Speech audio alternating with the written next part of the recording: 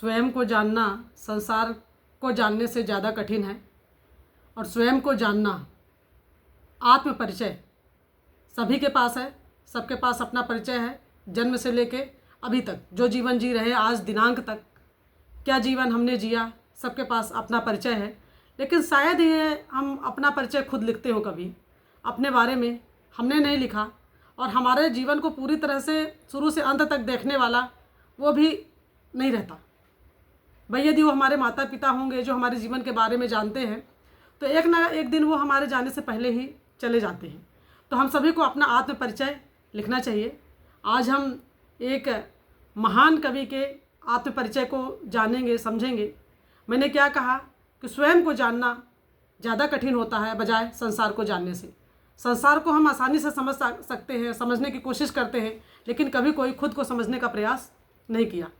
जो लोग इस उम्र दराज में हैं वो समझें और कोशिश करें कि क्या हमने कभी अपने बारे में सोचा, कभी अपना परिचय लिखा कहीं के जीवन में हमें कब कैसा लगा। तो हम बात करते हैं श्री हरिवंश राय बच्चन जी के आत्म परिचय की, और हम उनके बारे में पहले हम देखते हैं उनका परिचय पहले अपन, और वो अपना परिचय कैसे देते हैं उसके पहले उनका परिचय कराते हैं। 27 नवंबर 1907 में इलाहाबाद के रानीगंज तहसील में बाबूपट्टी गांव में जन्म हुआ। पिताजी का नाम श्री प्रताप नारायण श्रीवास्तव और माताजी श्री श्यामा देवी थी। यह ऐसी प्रतिभा थी जो उस समय से लेकर अभी तक सारे जग को रोशन कर चुकी है और हर किसी की जुबान पे है। उनके द्वारा लिखी गई मधुशाला सभी उससे रूबरू हो चुके हैं और तब के ज़माने से लेकर आज तक भी पाठकों में लोकप्रिय बनी हुई है मधुशाला। तो मधुशाला जैसा नाम है, लेकिन उन्होंने शराब का सेवन नहीं किया। मधुशाला उन्होंने जीवन का नाम ही मधुशाला रखा।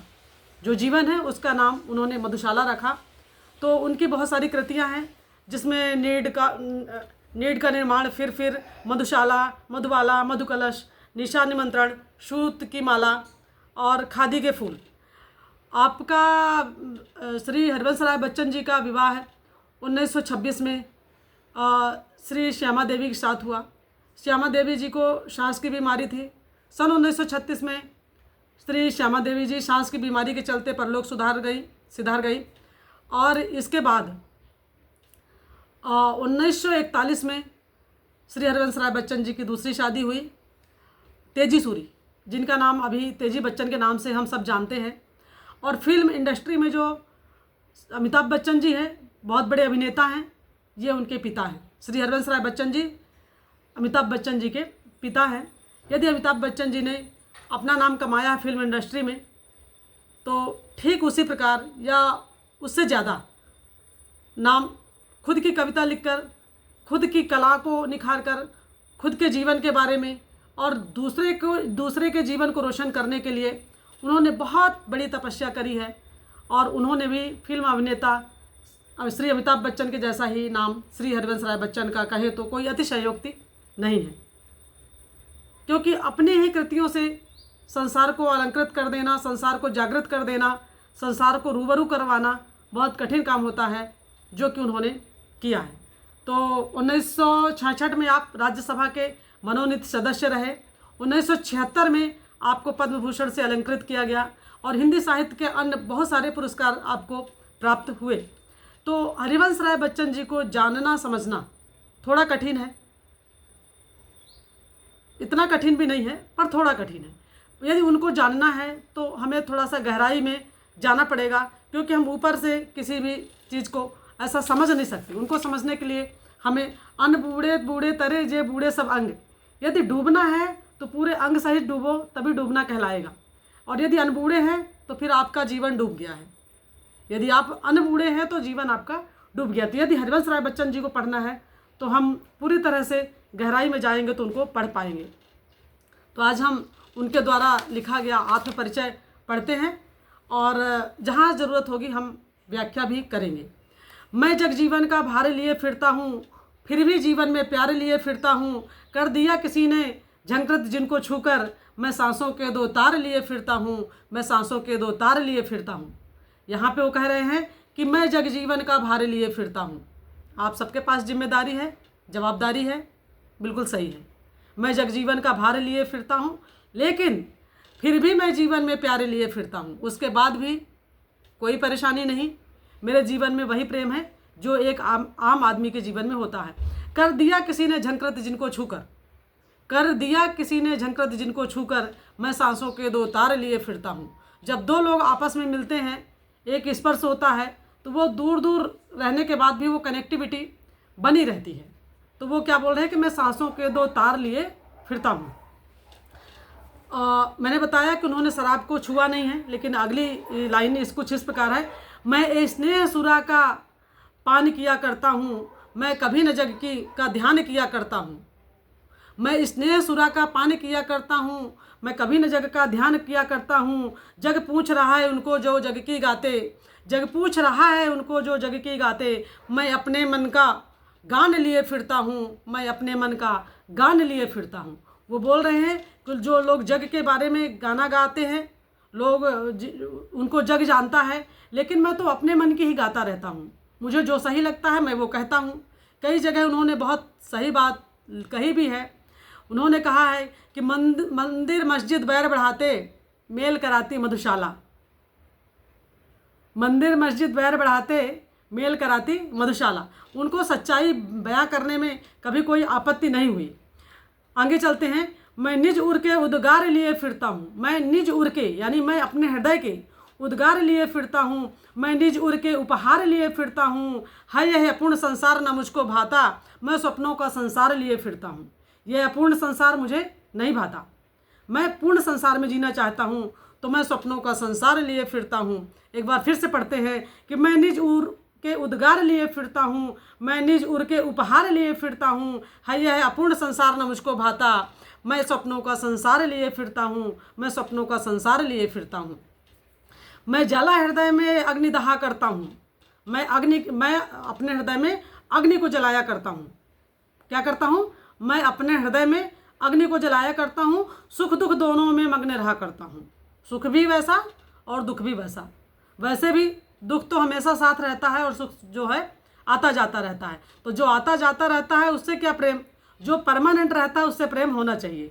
तो सुख दुख दोनों में मग्न रहा करता हूँ। जग भव सागर में तरने को नाव बनाए जग के लोग भव सागर को तरने के लिए यानी पार करने के लिए नाव बनाए। मैं भव मौजों में मस्त रहा करता हूँ और मैं भावना में ही मस्त रहा करता हूँ। संसार के लोग अपने आप को तारने के लिए नाव का निर्माण करें, मैं भव मौजों में मस्त बहा करता हूँ, वो मैं अपने मौजों में ही बहता रहता हूँ। मैं यौवन का उन्माद लिए फिरता हूँ। आप सभी अपने यौवन का उन्माद लेके फिरे हैं, घूमे हैं। मैं यौवन का उन्माद लिए फिरता हूँ, उन्मादों में अवसाद लिए फिरता हूँ। जो मुझको बाहर हंसाती रुलाती भीतर, जो मुझको बाहर हंसाती रुलाती भीतर। मैं हाय किसी के लिए याद लिए फिरता हूँ, मैं हाय किसी की याद लिए फिरता हूँ। तो एक बार फिर से पढ़ते हैं। मैं यौवन का उन्माद लिए फिरता हूँ, उन्मादों में अवसाद लिए फिरता हूँ। मैं जो मुझको बाहर से हंसाती अंदर रुलाती, मैं हाय किसी की याद लिए फिरता हूँ, मैं हाय किसी की याद लिए फिरता हूँ। कर यत्न मिटे सब सत्य किसी ने जाना, यत्न करने से सारी चीज़ें मिट जाती हैं। ऐसा सत्य सबको नहीं पता। ये मैं बोल रही था कि इस कविता को समझने के लिए आपको गहराई में जाना पड़ेगा। कर यत्न मिटे सब, यत्न करने से सब कुछ मिट सकता है। सत्य किसी ने जाना, क्या इस सत्य को क्या आप जानते हैं? नादान वही है हाय जहाँ पर दाना, वो लोग नादान हैं जो केवल दाने के लिए जिंदा हैं। फिर मूढ़ न क्या जग जो इस पर भी सीखे, मैं सीख रहा हूँ सीखा ज्ञान भुलाना। एक बार जो आप बना लिए हैं मन में बचपन से, कुछ गलत सीखें भी होती हैं, हम मान लेते हैं कि नहीं ऐसा ही होता है। तो कुछ जो गलत सीखें होती हैं वो बोल रहे हैं कि मैं सीख रहा हूँ सीखा ज्ञान भुलाना। जो ज्ञान सीख गया हूँ उसको भी मैं भुलाने की कोशिश कर रहा हूँ। मैं और जग कहाँ का नाता, मैं और जग कहाँ का नाता। मैं बना बना कितने जग रोज मिटाता, जग जिस पृथ्वी पर जोड़ा करता वैभव। जग के लोग, जग यानी जग के लोग, जग जिस पृथ्वी पर जोड़ा करता वैभव। मैं प्रतिपग उस पृथ्वी को ठुकराता, मैं प्रतिपग उस पृथ्वी को ठुकराता। यानी वो बोल रहे हैं कि मैं ऐसा कुछ जोड़ने के लिए नहीं हूँ यहाँ पे, मैं कुछ जोड़ नहीं रहा हूँ। संसार से मेरा जो नाता है वो ऐसा है कि जो मैं रोज़ संसार बनाता हूँ और मिटाता हूँ। अपनी दुनिया रोज़ बनाता हूँ और रोज़ ही अपनी दुनिया को मिटा देता हूँ। मैं निज रोदन में रोग लिए फिरता हूँ, मैं निज रोदन में राग लिए फिरता हूँ, शीतल वाणी में आग लिए फिरता हूँ। कितना विरोधाभास है। शीतल वाणी में आग लिए फिरता हूँ, यानी एक तरफ तो शीतलता की बात हो रही है और दूसरी तरफ आग की, यानी कि वो विरोधाभास के साथ भी जीवन जी रहे हैं। मैं निज रोदन में राग लिए फिरता हूँ, शीतल वाणी में आग लिए फिरता हूँ। हो जिस पर भूपों के प्रसाद निछावर, हो जिस पर भूपों के प्रसाद निछावर, मैं वह खंडहर का भाग लिए फिरता हूँ, मैं वह खंडहर का भाग लिए फिरता हूँ। तो कैसा बढ़िया उन्होंने अपने आत्म का परिचय दिया है, अपनी आत्मा का परिचय दिया है। मैं रोया इसको तुम कहते हो गाना, अभी तक जो परिचय आपको मिल चुका है, अभी तक मैंने उनका परिचय पढ़ा है, तो वो क्या बोल रहे हैं, कवि इसमें क्या बोल रहे हैं, श्री हरिवंश राय बच्चन जी क्या बोल रहे हैं कि मैं रोया इसको तुम कहते हो गाना, मैं फूट पड़ा तुम कहते हो छंद बनाना। मैं रोया तुम इसको कहते हो गाना, मैं फूट पड़ा तुम इसको कहते हो छंद बनाना। क्यों कभी कहकर संसार मुझे अपनाए, मैं दुनिया का हूँ एक नया दीवाना, मैं दुनिया का हूँ एक नया दीवाना। वो अपने आप को दुनिया का दीवाना कहते हैं और कहते हैं कि जो मैं रोया वो छंद बन गए, जो मैं रोया वो छंद बन गए। मैं कोई कवि नहीं हूँ और मैंने अपने अंतर की व्यथा को रोया है इसमें। मैं दीवानों का भेष लिए फिरता हूँ, मैं दीवानों का भेष लिए फिरता हूँ, मैं मादकता निःशेष लिए फिरता हूँ, जिसको सुनकर जग झूम झूम लहराए, मैं मस्ती का संदेश लिए फिरता हूँ, मैं मस्ती का संदेश लिए फिरता हूँ। फिर देखिए अभी हम कहाँ पर थे, रोने की बात हो रही थी, है ना। कभी कह रहा है कि मैं फूट फूट कर रोया और आप उसको कह रहे हैं छंद बनाना। पर अब क्या बोल रहे हैं कि मैं दीवानों का भेष लिए फिरता हूँ, मैं मादकता निशेष लिए फिरता हूँ, जिसको सुनकर जग झूम झूम लहराए, मैं मस्ती का संदेश लिए फिरता हूँ, मैं मस्ती का संदेश लिए फिरता हूँ। तो ये रहा श्री हरिवंश राय जी का आत्म परिचय।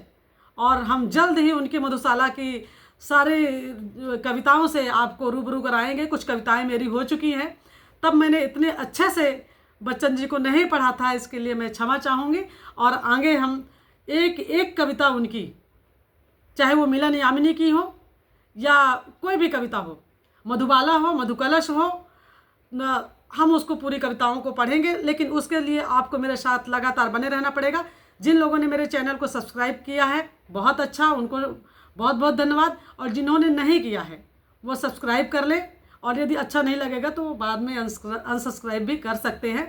तो चैनल को आप लाइक करें, सब्सक्राइब करें और इसी तरह अपना प्यार हमारे साथ बनाए रहें। बहुत बहुत धन्यवाद सभी साथियों को। नमस्कार, धन्यवाद।